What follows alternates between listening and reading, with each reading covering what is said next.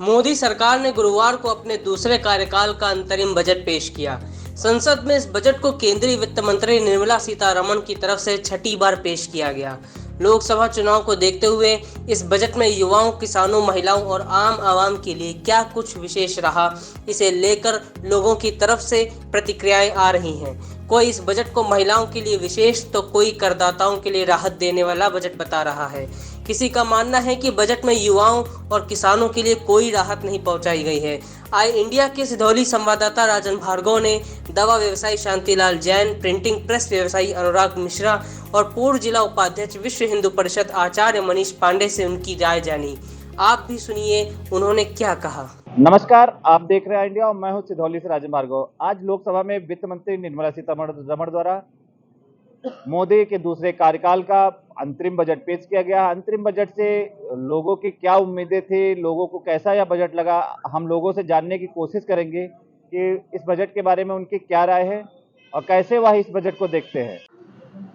बाबूजी, आज वित्त मंत्री निर्मला सीतारमण ने अपना अंतरिम बजट पेश किया है। मोदी के दूसरे कार्यकाल का अंतिम बजट ये है।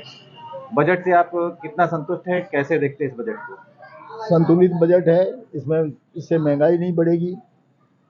पीएम आवास 2 करोड़ लोगों को देने का वायदा किया गया है। जी जी। और महिलाओं के लिए दीदी लखपति योजना हाँ।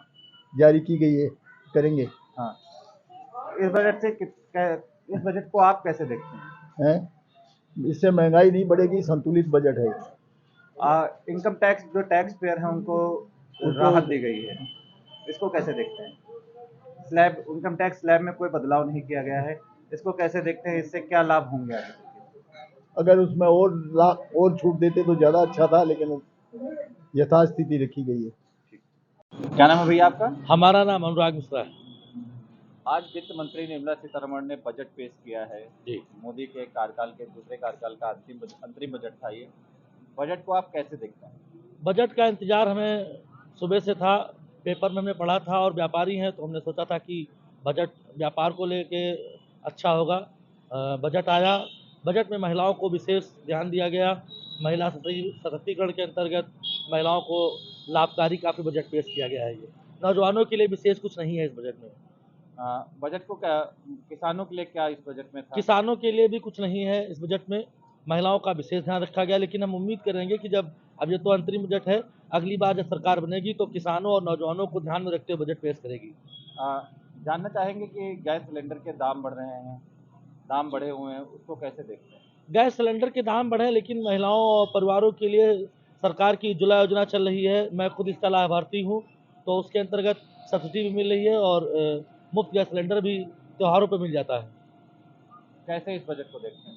बजट में युवाओं को नहीं ध्यान दिया गया, जैसा कि मैंने पहले बताया था, और बाकी महिलाओं का विशेष ध्यान रखा गया है।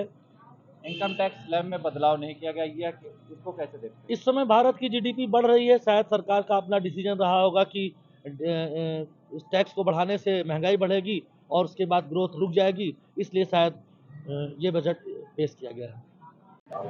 आज वित्त मंत्री निर्मला सीतारमण ने लोकसभा में अंतरिम बजट पेश किया है। मोदी के दूसरे कार्यकाल का अंतिम बजट ये है। बजट में आपने क्या देखा, क्या पाया, क्या युवाओं के लिए है, क्या किसानों के लिए है?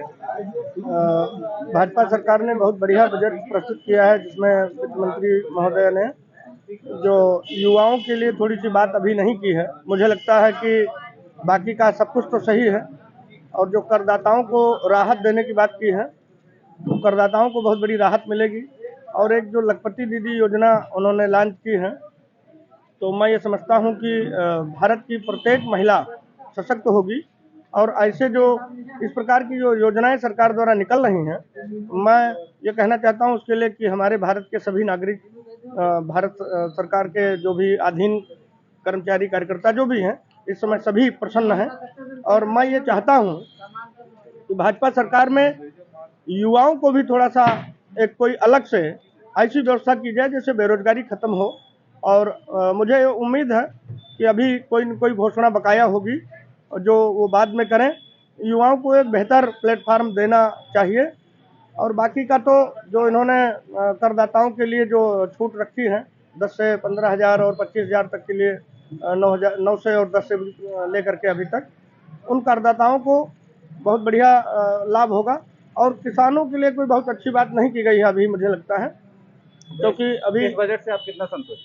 संतुष्ट तो मैं पूरा हूँ, 100% संतुष्ट हूँ। बस अभी मुझे लेकिन उम्मीदें हैं बहुत सी भाजपा सरकार से कि अभी बेरोजगारों को एक अवसर प्राप्त करावें तो और अच्छा रहेगा, बहुत ही बेहतर रहेगा। आपका नाम? मैं आचार्य मनीष पांडे, पूर्व जिला उपाध्यक्ष विश्व हिंदू परिषद सिधौली।